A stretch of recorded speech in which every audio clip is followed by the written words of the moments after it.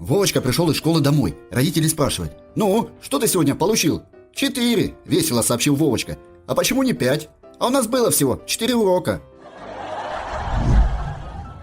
Пьяный полицейский под утро возвращается домой. Жена спрашивает: «Ну где ты был? Почему еле-еле на ногах стоишь?» «Ничего не спрашивай, это от усталости. Всю ночь в засаде». Голос тещи из кухни: «Ну и как, засадил?» Пожилой мужчина приходит в собес оформлять пенсию. «У меня должны быть льготы, я ветеран Куликовской битвы». «Нужно справку принести о том, что вы участвовали в этом сражении». «Да откуда я возьму справку? Это же было 700 лет назад». Не знаю, татары приносят». Жена звонит мужу: «Вадим, ты навигатор в машине трогал?» «Да, дорогая, я смотрел, какое расстояние между Москвой и Ярославлем». «Ну, спасибо тебе, Вадик, я в Ярославле». Теща говорит зятю: «Ваня, настроение твоей жены должно быть таким, чтобы ей в ванной хотелось петь». «Я, конечно, дико извиняюсь, мама, но каких еще петь?» Звонок в дверь. На пороге стоит соседка со скалкой. «Ваш Вовочка своим грязным хозяйством обесчестил мою дочь. А ведь она его другом считала». «Ну и как же это случилось?» «Как? Пошли они вместе в сауну. Выпили там. Потом моя дочь разделась и залезла на него. И тут он на нее набросился». «То есть ваша голая дочь залезла на него, и вы заявляете, что мой сын ее обесчестил?» «Но ведь она так рассчитывала на его порядочность».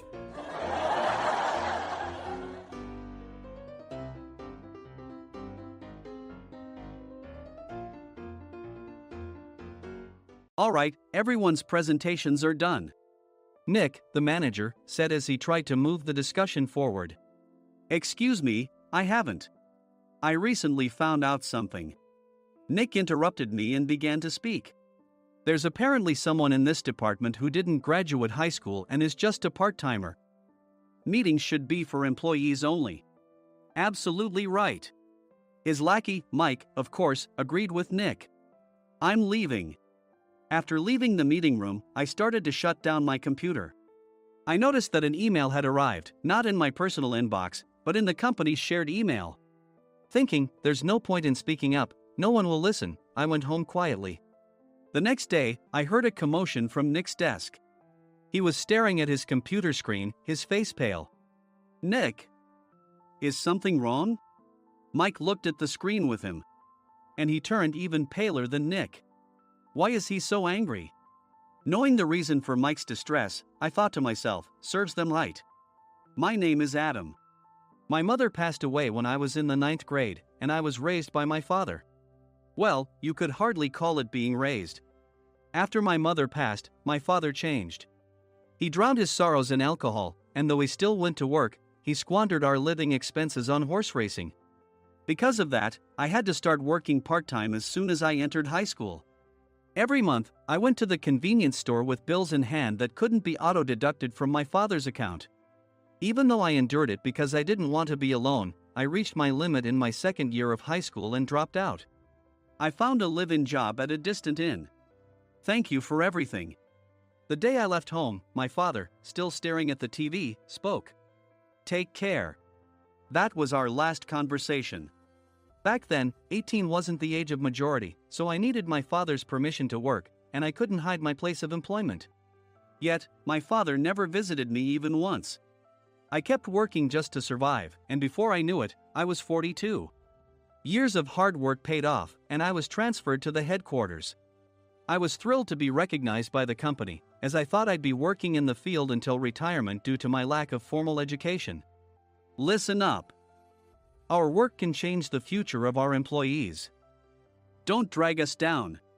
On my first day after the transfer, Nick, dressed in an expensive suit, spoke sternly. There was a reason for this. Our inn was located in a prominent tourist destination, known so well that everyone in the state could sing its commercial jingle. At its peak, we had 5 locations within the state. But that was long ago. Due to financial difficulties and aging facilities, only the place where I had worked for many years and the original establishment remained. I was prepared to lose my job anytime, but now there was a glimmer of hope. With the rise of social media, the tourist area where the inn was located started gaining attention again.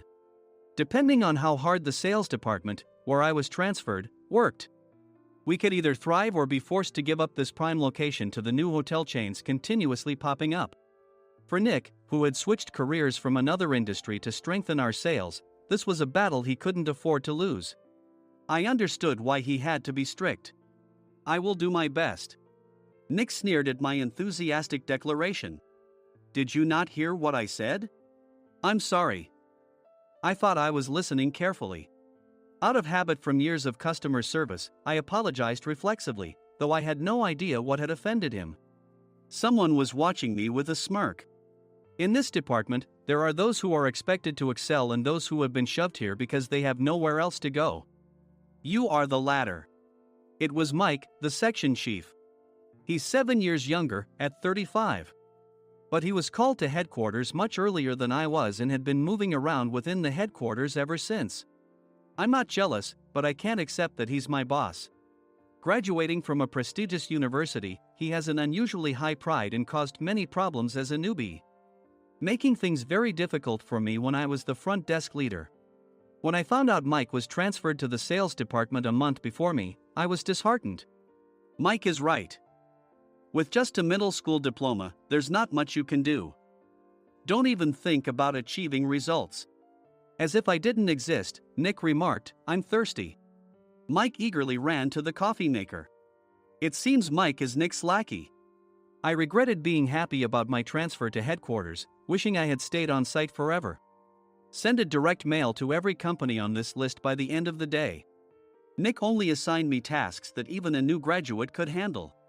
What? There are over 1,000 companies. You want me to send to all of them by today? Yes, if you and your fellow misfits split the work, even those with nowhere else to go should finish by today. I glanced at the employees typing away expressionlessly. They were worn out from customer service, only thinking about leaving on time, or were women reassigned after having children, with zero motivation for work. Even Sam, a new graduate from the same university as Mike, who was supposed to be among the expected achievers, had no enthusiasm for the job, having joined the company wanting to do customer service. "I don't care what they say, I plan to quit anytime," he said. Only Nick and Mike were highly motivated, making all the decisions between the two of them. I originally only wanted to work at the inn to survive and had no particular attachment to this job. I swallowed my words, thinking I had no right to reprimand them. About a month after the transfer, Nick told us with a frustrated look, "To commemorate the 50th anniversary, we've decided to create a plan exclusive for one group per day." Originally, Mike and I were supposed to come up with it, but our president, Mr. Thompson, insists on hearing everyone's opinions. "So, you all get a chance." As Nick explained, Mike began handing out prints. "Make sure not to embarrass Nick. If your ideas are half-baked, you'll have to redo them." It seemed that they had printed his handwritten notes by Mr. Thompson, which included several questions and a section for free responses. It made sense why Nick had to seek our input, given that all responses had to be submitted to Mr. Thompson.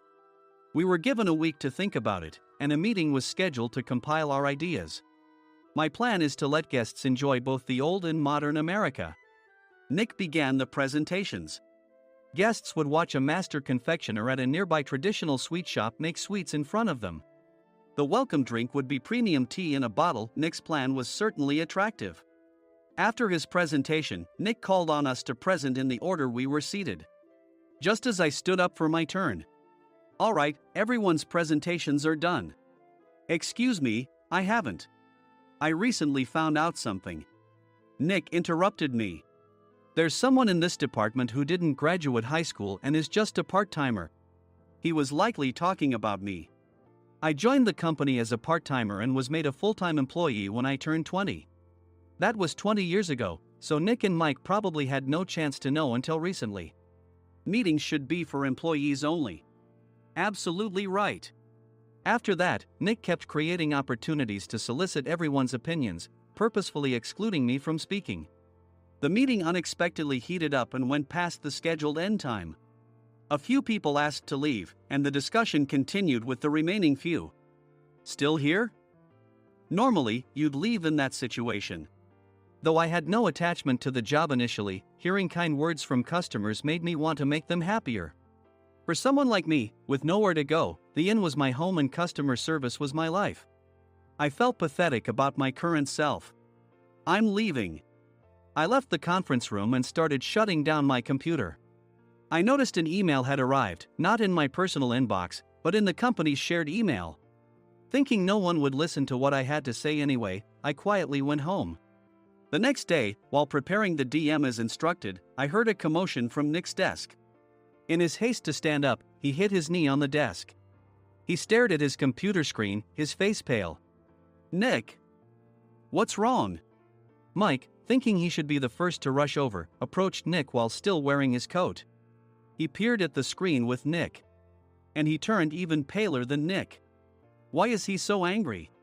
Who is responsible for this company?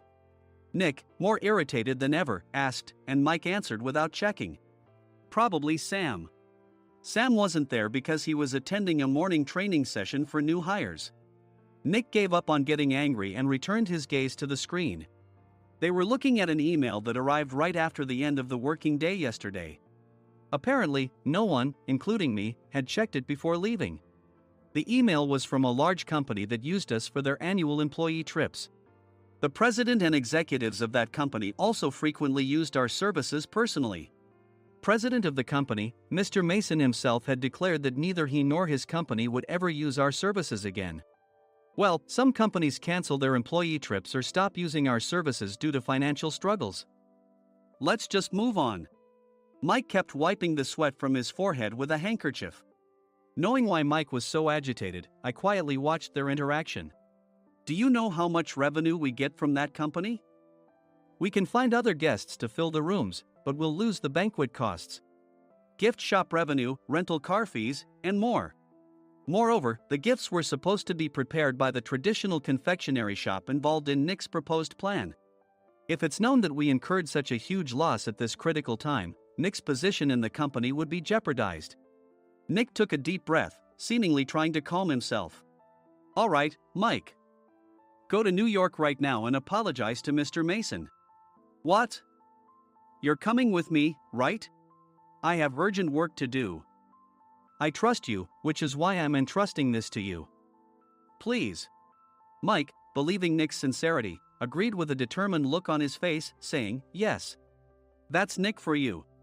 Even if Mike went to apologize, Nick would shift all the blame onto him if the client didn't change their mind. Well, it was Mike's fault to begin with, so it served him right. About 3 hours later, Sam answered a call from somewhere and repeatedly apologized, saying, I'm very sorry. Everyone watched to see what was happening. After ending the call, he informed Nick with a weary tone. When Mike arrived at the client's company, he only made things worse, further infuriating Mr. Mason. He was demanding, get his boss here immediately. It was no wonder Sam was exhausted, dealing with such a call right after returning from training. What is that idiot doing? All right, Adam, you're coming with me. If sacrificing Mike didn't work, then I must be next. Normally, I'd want to refuse at all costs, but I saw an opportunity in this situation.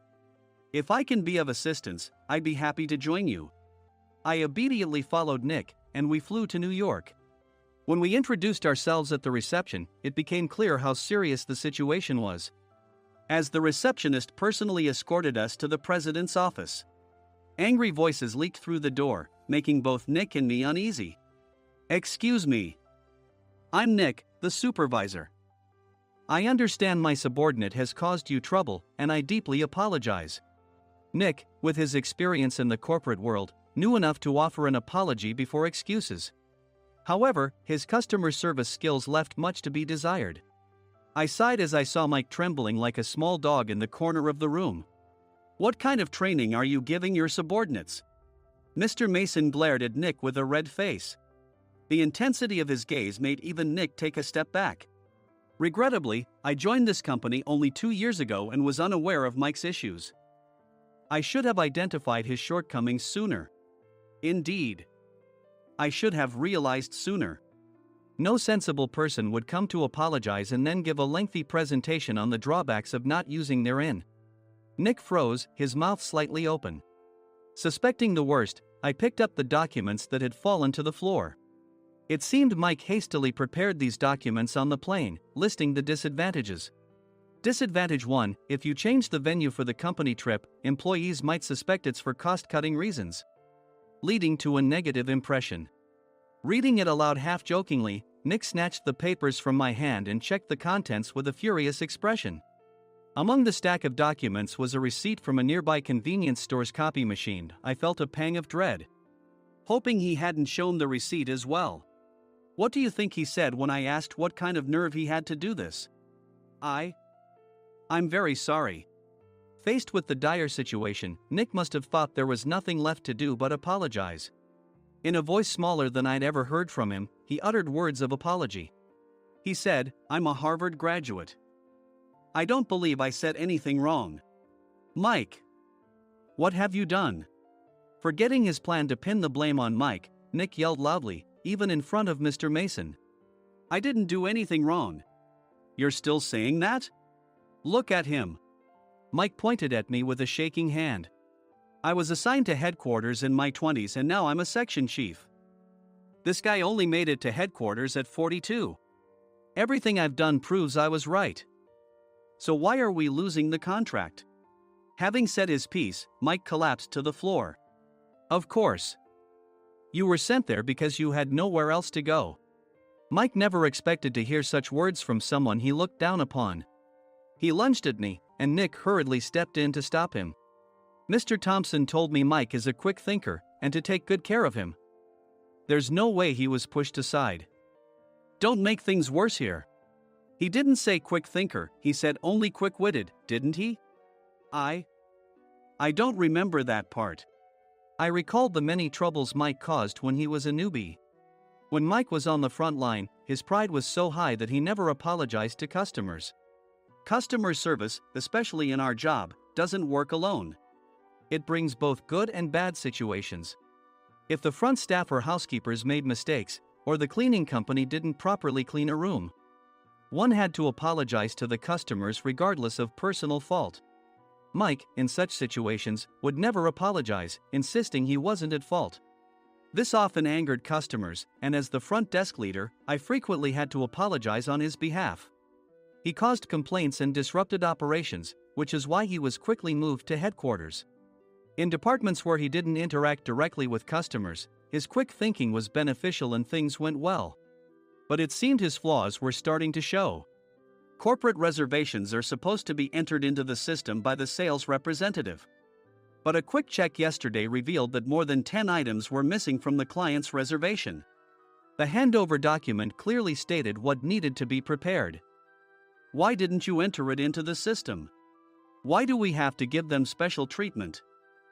Filling rooms near the banquet hall, setting up all the food in advance.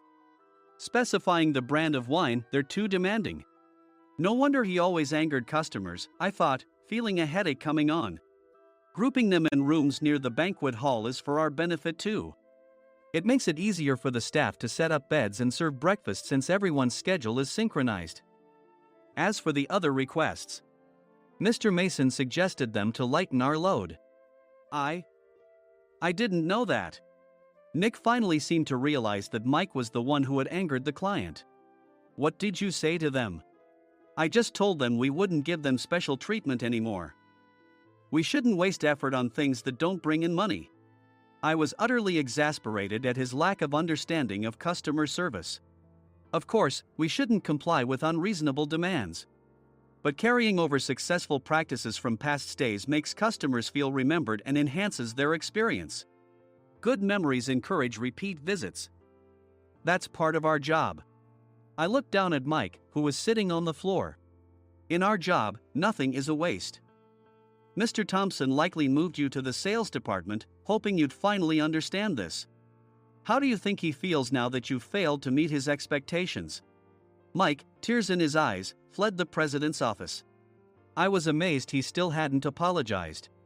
You have it tough, Adam. It's okay, we're all employees of the same company. I deeply apologize for this disrespectful incident. Especially after all the care you've shown us. If it weren't for you, Adam, I really would have stopped staying here. When I heard you were moving to the sales department, I was willing to reconsider if you handled it. Seeing us talk so amicably, Nick's face contorted. Do you two know each other? Adam's service is excellent. I always requested him specifically. Normally, we don't accept specific staff requests, but we made an exception for Mr. Mason, adjusting my shifts accordingly. He had personally stayed at our hotel just before my transfer, and during casual conversation, I mentioned, "I'm moving to the sales department soon." If I hadn't told him then, things could have been much worse. Please continue to take care of us. I look forward to it. On the return flight, Nick awkwardly offered me a can of beer. It's still working hours. Of course, I had no intention of forgiving him for a single beer. Nick might try to pin everything on Mike and avoid any consequences. While pondering this, a startling fact came to light. "Nick, the tea bottles for the plan have arrived." I handed Nick a bottle labeled with our inn's name. "They look good." "What are you talking about?" "These are plastic bottles. I had assumed we would use the trendy, high-end bottling tea. But what arrived were ordinary plastic bottles of tea with customized labels. The only unique aspect was the label, which had the inn's name, making it look customized. Upon further investigation, I discovered that a substantial amount of money was set to be paid to the tea company. It was priced like bottling tea. Does this plastic bottle really cost $100 each? The tea inside is specially blended for us. The extra cost is for that. Wouldn't it be better to use another tea company? Or is there a specific reason we must use this one?" As Nick continued to make excuses, I showed him a printed email. I informed the tea company's president, Mr. Mitchell, that we discovered irregular payments and he confessed. He said you two were high school classmates and planned to split the extra money. That idiot. Why did he confess? That's not important. You should worry about yourself, this could turn into a police matter. Opening the bottle cap, I suggested. How about calming down with this tea? It supposedly has a relaxing effect. Nick drank the tea frantically. In the following days, decisions were made about their fates. Mike was reassigned to the General Affairs Department, with no chance of transfer or promotion, as per Mr. Thompson's orders. As for Nick, since the payment to the tea company hadn't yet been made, he narrowly avoided legal trouble. Instead, he was encouraged to leave the company, and to avoid further complications, Nick submitted his resignation. Rumor has it that connections between HR departments have made it difficult for him to find new employment. Even though it was good to have those two gone, something unexpected happened in the sales department. Everyone became motivated and united in refining the 50th anniversary plan. In the end, my plan was adopted. We collaborated with the Tourist Information Center to provide personalized guides. The plan, tailored to the number of guests, was truly special for the 50th anniversary. "Hey, is Adam's family coming to stay?" I immediately booked that special plan for my family. Sam noticed it on the reservation list and quickly picked up on it. "Yes, I'm inviting my father." "That's great. I might invite my parents too." I lacked the courage to face my father just as Adam. But here, with the confidence Mr. Mason praised, I felt ready. The 50th anniversary plan was a perfect opportunity to reconnect with my father. I hoped to bring back the days when we could laugh together as we once did.